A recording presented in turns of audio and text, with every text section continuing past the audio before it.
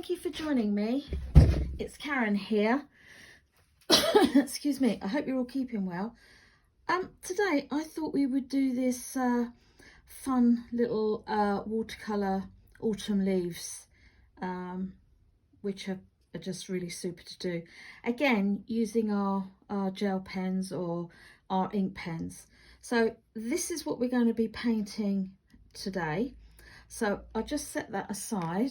I'll put the description of what I use in the description below. All the materials I use in the description below. I'm just activating my watercolor paints, and I'm getting a nice covering of green, and I'm not being precious about this at all. I'm just kind of getting some more water, just moving the paint really around my watercolor paper and putting some water on, because I actually want to drop in some different hues of green on the leaf.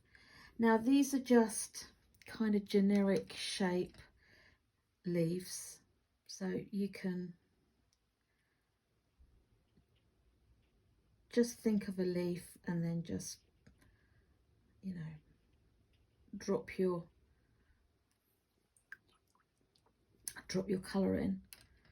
Now if you want to do a bit darker, absolutely. So it's just making a rough kind of, I suppose there's a bit of I suppose it's a maple leaf really, but they're just hybrid of leafy shapes. Now because it's autumn, I'm going to go in with this beautiful red, well, orangey red really. And again, I'm not wetting my watercolor paper. I'm keeping my paint nice and creamy, and again making these leaf shapes. If you want to bring it out a bit more, absolutely. I'm just going to drop that red in and just let it bleed in to the green leaf next door to it.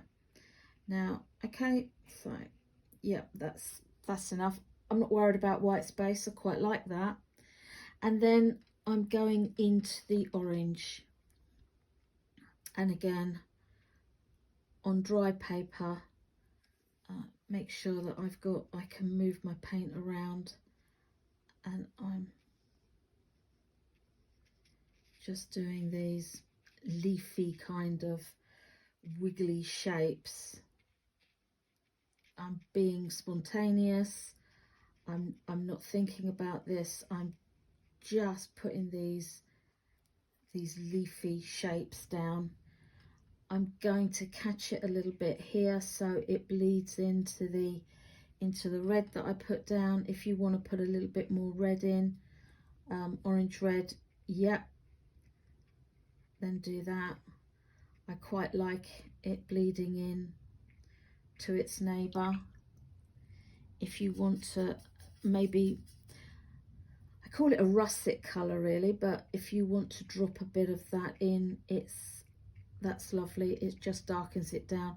I've put a little bit of the orange red with a little bit of the burnt sienna, and that kind of just makes a bit more of a russet colour.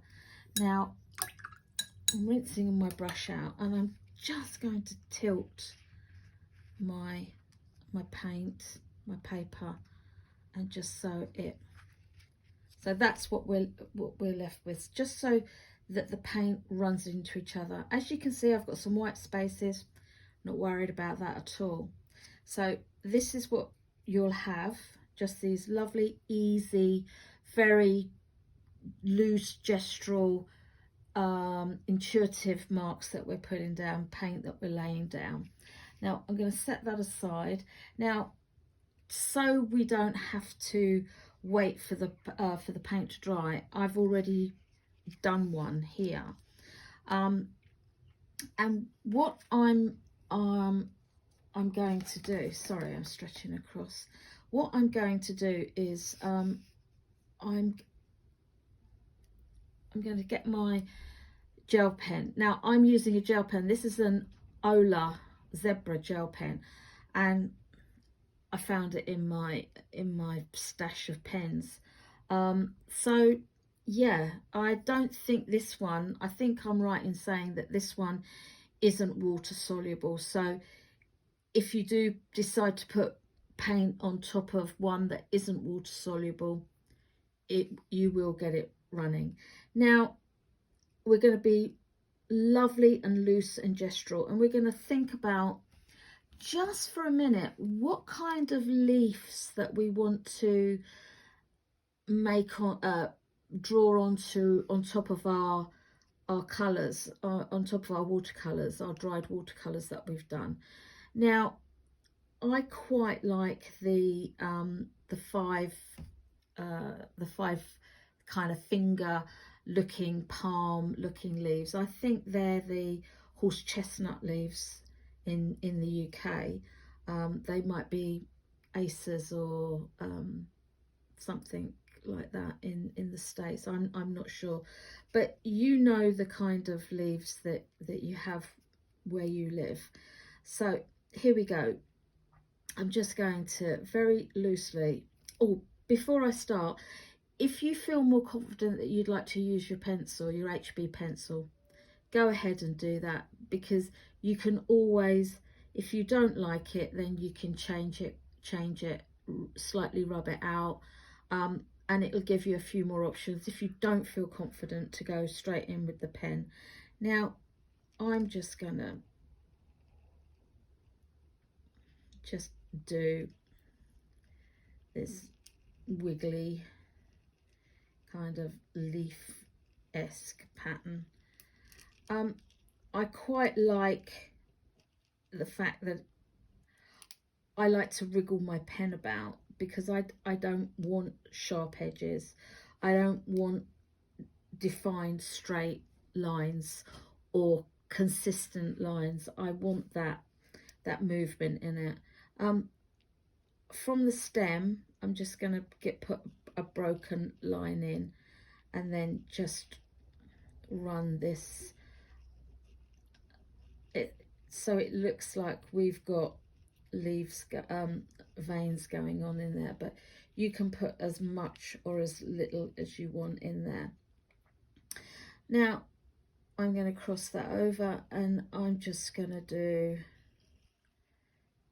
just an ordinary leaf-shaped leaf. If you can see, I'm not thinking about this. If you don't want to put the veins in, you don't have to. If you want to darken a few more lines up, that you want to just darken those lines up, absolutely, you can do that. Just the essence of this is just to be relaxed. Now I quite like to do thicker broken lines on my leaves when I'm working with pen. I don't necessarily want a dark line to go all the way around the leaf that I'm painting.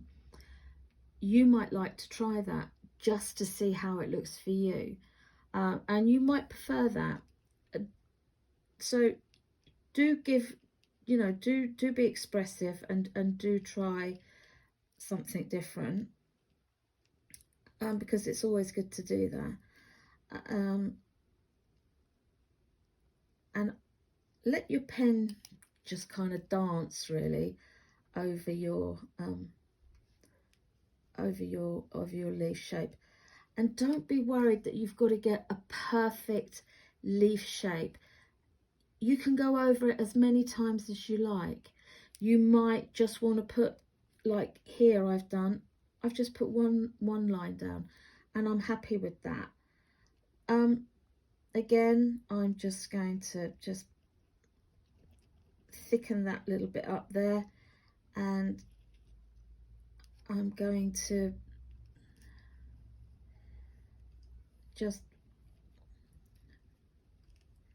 think of a leaf shape, because this time of the year with the wind and everything, they do get crumpled up, don't they? And they do furl and fold and curl.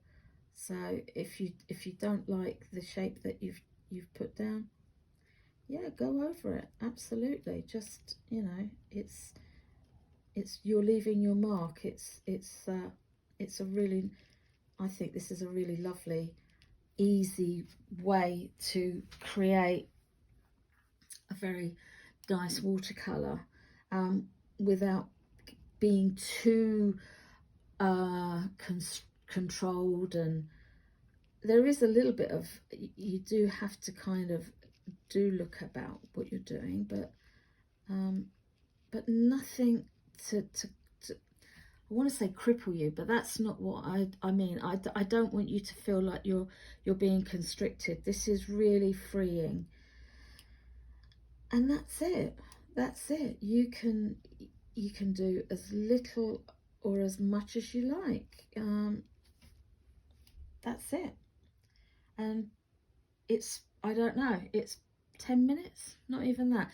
The longest time is waiting for the watercolor to dry. But anyway, I do hope you give it a go. I do hope you like this quick, fun little autumnal leaf painting. Let me know how you get on. It's always lovely to hear from you. Don't forget to give me the thumbs up and let me know what you're up to. I always love to hear what you're painting and how it's going. So I'll say goodbye and hope to see you again soon.